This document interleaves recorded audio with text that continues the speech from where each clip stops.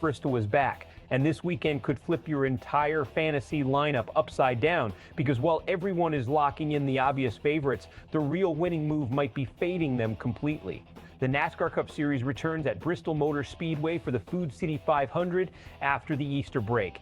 It's a 500-lap short track battle, one of the most intense races on the schedule. Kyle Larson and Denny Hamlin enter as the clear favorites, combining to win 5 of the last 8 Bristol races in the next-gen era. Meanwhile, Tyler Reddick leads the overall standings, holding an 82-point advantage over Ryan Blaney. And yes, Alex Bowman is back in the number 48 car after missing 4 races. Bristol isn't just another race. This track is chaos, precision, and survival all at once. It's called the last great Coliseum for a reason. Tight corners, heavy traffic, constant contact, and in fantasy NASCAR, that changes everything, because this isn't about just picking the fastest car. It's about picking drivers that can survive 500 laps without getting caught in someone else's mistake. This season, we've seen dominance from a few elite names, especially Larson and Hamlin.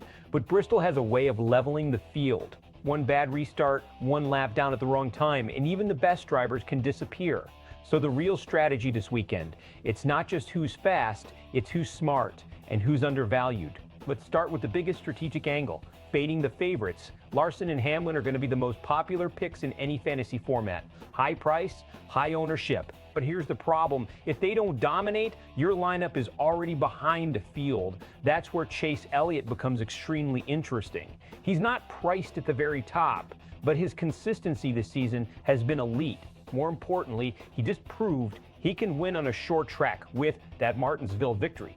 That tells you his setup, his rhythm, and his confidence are exactly where they need to be for Bristol. Then there's Christopher Bell, and this might be the smartest pivot on the board. Strong track history, multiple top 10 finishes, and he gives you Toyota performance without paying the full price of Hamlin. That's a calculated leverage play. Now let's talk mid-tier, where fantasy lineups are actually won. Buescher is quietly one of the most dangerous picks this weekend. He's already won at Bristol in the next-gen era, and RFK Racing has been consistently competitive this season. If he qualifies well, he's not just a top 10 option, he's a legitimate top 5 threat. Ross Chastain is another name that stands out, not because of dominance, but because of movement. He gains positions, a lot of them. And at Bristol, where passing is tough, that ability becomes incredibly valuable. Now for the long shots, and this is where things get really interesting. Ryan Preece is built for tracks like this. Short track background, aggressive style, and he's finally in equipment that can actually move forward. He might not win, but he could absolutely outperform his starting position in a big way.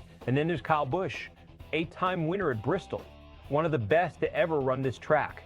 But right now, he's a question mark. Since joining Richard Childress Racing, the results haven't matched the expectations. Still, if there's any place where experience can override equipment, it's Bristol.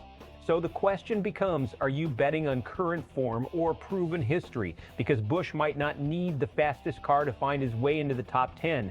Fans are already split heading into this one. Some are sticking with the obvious, Larson, Hamlin, the proven dominators. Safe picks. Others are looking for that edge, targeting drivers like Elliott or Bell to gain leverage. And then there's a growing group taking risks on mid-tier and long shot plays, hoping Bristol chaos shakes everything up. From a media standpoint, the conversation is simple. This race rewards bold decisions. Play it safe, and you might fall behind. Take a risk, and you might win big. Your lineup fades the high ownership favorites. Elliott or Bell delivers a top finish, and a mid-tier driver like Buescher breaks into the top 5. You gain massive ground while others get stuck with average results. Larson and Hamlin dominate like they have before. Your fade strategy backfires, and your lineup struggles to keep up with the field. So here's the real question. Are you trusting the favorites at Bristol or betting on chaos to shake everything up? Drop your picks in the comments. Who's your sleeper, and who are you fading this weekend? And if you want more smart, high-impact NASCAR breakdowns every race week, make sure you subscribe to SPORTSWIRE USA, because the difference between winning and losing your lineup starts right here.